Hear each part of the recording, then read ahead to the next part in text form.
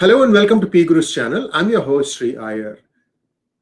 I have a new guest once again, Dr. Sunil Chacko.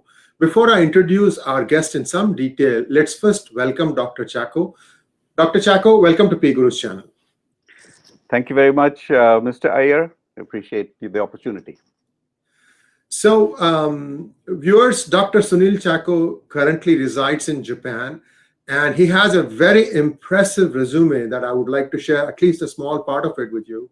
Dr. Chacko received an MBA with concentration on finance from Columbia University, an MPH degree in public health from Harvard University on a scholarship, and a medical degree from Kerala University. He has training in information technology, that is IT, and database software programming. He was a research scholar at the prestigious JNU prior to securing a competitive international scholarship to attend Harvard University. Now, I have several more paragraphs to go of Dr. Chacko, but you kind of get an idea of his accomplishments. I do want to make a few points related to what you've said and what we've been discussing. Actually, the first year, 2014, when Prime Minister Modi came to Japan, he came to Kyoto first. It's a very beautiful city, a very culturally rich city, where they preserved all the temples so beautifully. So there was then Prime Minister Modi, apart from all the ceremonies, met with Nobel Prize winner Professor Yamanaka, and they discussed, among all things, sickle cell anemia and how to use his iPS cell, stem cell research, because sickle cell only affects tribals in India. In fact, most people don't even know that sickle cell anemia exists in India. People think it's really a sub-Saharan African disease. But Prime Minister Modi himself met with Professor Yamanaka, who's a wonderful man. He's very unlike most Nobel Prize winners. He's really himself struggled a lot in life. And so he's a wonderful person. He really wanted to bring his stem cell technology to India in a very big way. Prime Minister Modi himself talked to him. And even on sickle cell, I myself was very surprised. How come he knows about sickle cell anemia affects the tribals? Then somebody told me, before he was a chief minister, he traveled everywhere. So he really knows the nooks and corners of India and the problems that every small group faces. This is all good, but what about the follow-up? I was so surprised. There was virtually no follow-up. What he discussed never happened. Instead, just a small training program resulted. And why? Because there is no team. Obviously, diplomats are not trained in science and technology. So then at least reach out to the diaspora and find out who among the diaspora can help. That's one example. My father used to be, he was in the US like you, doing his PhD on scholarship. He came back full of enthusiasm. He was working in the Forest Research Institute in Dehradun, which is actually one of the most beautiful campuses in the world. And I'm speaking as a graduate of Harvard and Columbia. Those campuses are far inferior to the FRI campus. That's where all the forest officers are trained. But then it was the era when the Soviet Union was paramount in the 1960s. He had lots of problems just for the fact that he simply studied in America. So he decided to take up a United Nations job as a statistician on deputation from the Indian government. And he unfortunately, stress in India, stress abroad, tremendous smoking. He got cancer at the age of 46 when I was 12 years old, and he died in Africa. So I have this background, and I was so surprised to see the same sort of harassment happening in a research and development institution that has done exceptionally good work. My medical college classmate, Dr. Asha Kishore, who is the director of the Sree Chitra Tirunal Institute for Medical Sciences and Technology, which is outstanding research and development institution, as well as tertiary care, neurology, neurosurgery, cardiology, cardiovascular, advanced hospital belonging to the government of India, the only medical institution of the Department of Science and Technology. The Science and Technology Ministry doesn't have any other hospital under it. The reason is that they were designated by Parliament of India to work on devices, medical devices, and they did a wonderful job from the very beginning. They made India's first heart valve. Then they made blood bag technology, and the largest production of blood bags in the world is in Trivandrum, funnily enough, with a Japanese company that bought a startup that had taken out this technology. She's currently very close to completing a deep brain stimulation pacemaker uh, with in combination with the Bhabha Atomic Research Center. India has no other DBS technology. It's all imported. This is the first one. It's her child. I mean, basically that she works on it day and night. I'm good friends with her husband. I've known her from 1977. All she does is work. And in fact, she was the first in our class. So she studies, works, that's all. So that's the level of commitment she has. So deep brain stimulation is essential in Parkinson's disease to deal with tremor, rigidity, involuntary movements, because it can reduce the amount of medication you take. So, and they can offer it the cheapest in the world. That's how they're working.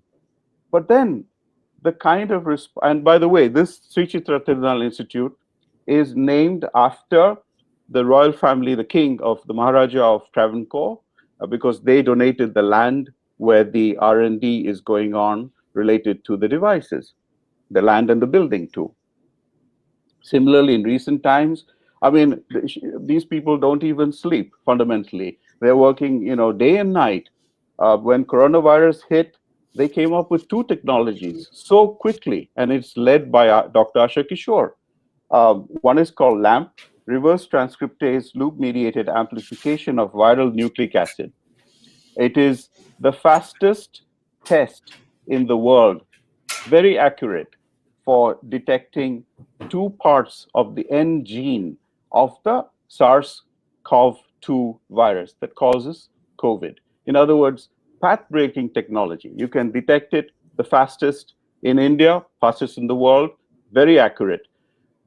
That should, they should be given awards. Instead, they are facing so many problems, harassments, uh, and surprisingly, I'm sure it has to be because Dr. Harshvardhan, the minister, must have been misled by some vested interests. And since you are often highlighting these kind of problems, I wanted to highlight this because it's a very serious issue. As you know, researchers are like the strings on a tennis racket. If you damage it, it'll just crack. The whole thing would just collapse. And these are national institutions. Why do I raise this? Because it's a repetition of something you have highlighted. Professor Dr. Nambi Narayanan, the great ISRO Cryogenics, cryogenic yeah. engine scientist, he was well on his way to developing liquid propulsion technology. He was accused of espionage, a fake case, 100% proven fake case. He was on the verge of committing suicide. Some police officers were implicated. One of them is actually on the board of the Sree Chitra Institute for Medical Sciences, presumably nominated and appointed by Dr. Harshvardhan. How can that be? Dr. Nambi Narayanan firmly believes many 10 years more of his life, of ISRO's life, in terms of the cryogenic engine, indigenization, was lost because of one of these police officers, one of whom is now on the board of the Sree Chitra Tirunal Institute. It's an institution of national importance, doing the same thing few decades later, making false allegations against this very dedicated researcher. And why doesn't somebody step in to stop all this? These are national institutions. This is what Prime Minister Modi, speaks about all over the world. Come, invest, join with our scientists. We will make a great future. At the same time, some people are attacking these very national institutions. It is really shocking. Well, thank you very much for shining the spotlight on Dr. Asha Kishore. Um, Dr. Harshvardhan, this is a direct request to you. PGurus doesn't take up things just because we want to take pot shots at an individual or an organization. We usually do our work, and we wanted to highlight this because do not create another fake Nambi Narayanan episode with Dr. Asha Kishore.